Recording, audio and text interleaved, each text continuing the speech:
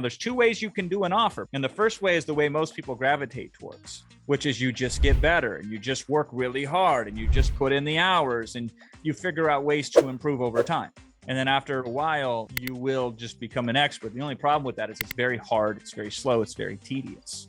So, that's the one way to do it. The most common, the other common way is find an audience so in need of help, so desperate for it, that the least amount of help for them is a massive amount of relief. And that's a strategic way of solving the problem. That's a better way to do that. I'll give you an example, and then I'll give you the way to figure this out. So the best way you can start is make an offer so laser focused and so specifically pointed at a very select group of individuals that you're the number one de facto expert in that market because you're the only one in that market.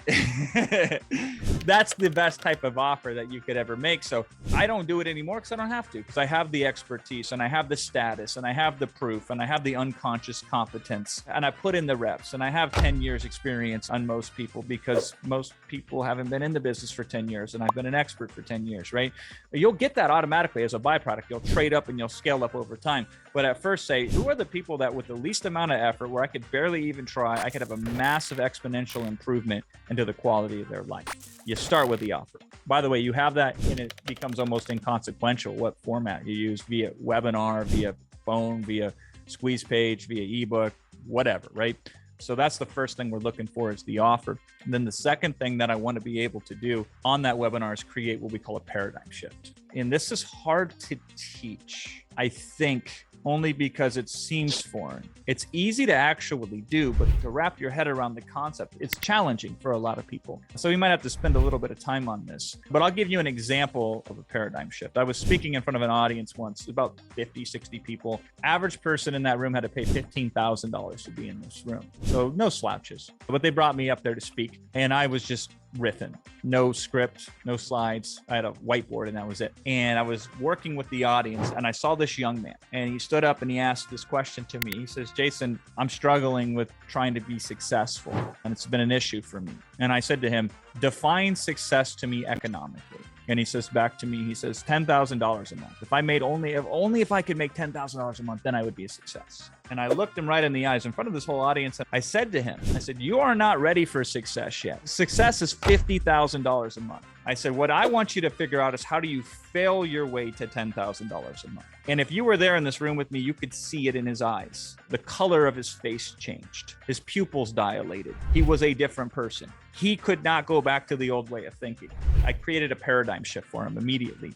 Now, we can break down the psychology of it very quickly. Is you want to help somebody, telling them to do something that they're already resistant to is about the hardest way to do it. This guy is resistant to the concept of success. He said so. In his mind, he's created this picture of being a failure and he can't break free from it. And he's been fighting it.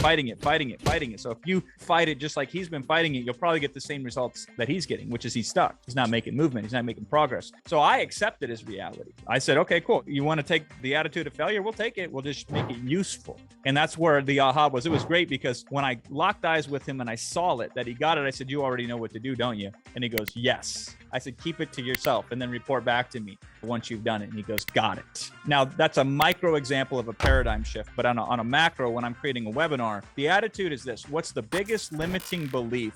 What's the thing that gets in the person's way of getting this result? What's a big thing that I could remove so they could never reach for it again? So when they would go to reach for that excuse, it couldn't be there anymore. My goal is always to make people laugh at their problems, because if you laugh at your problem, then it no longer controls you anymore. Right now, people are so overwhelmed by their problem that it feels like it's got them by the throat. But if we can get some space for them to laugh at their problem, to look at their problem in a different light as maybe not a problem, then there's something that we can do with it. And so I'm trying to always create this paradigm shift of what's the constraint and how do we flip the constraint on its head? How do we make it an advantage, or how do we make it render it inert so it doesn't matter whether they have it or not? And if I can get people to buy in to this concept that there is no limitation that they think is a limitation, then we can make progress. And so that's the second thing that I'm trying to do there, is create an engineered paradigm shift, this aha moment, like, wow, this changes everything when it comes to blank.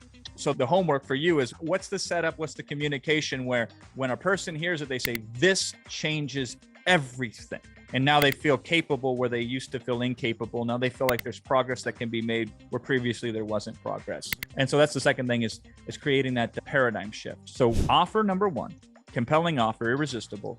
2, paradigm shift. And then 3, making sure that I'm communicating to the persons that are showing up to my webinar in a way that they can understand it. I had a client the other day, so we were doing a consulting call, and he used high ticket because I heard it earlier, the reference of a high ticket. And I said to him, I said, be cautious with language like that. These are people that are resistant themselves to spending large amounts of money on solutions. And now you're telling them they're going to go out and sell high ticket products. And we almost always remove jargon as much as we possibly can. He had another thing in one of his slides. It was so funny. He said, the tech skills are so easy, even a 65-year-old could do it. And I asked him, I go, how old are you? He says, I'm 31 years old. I said, here's what I know about your markets. And I know a lot about a lot of markets, and you would be very wise to learn more than most people do, to go deeper than most people do with your own audience.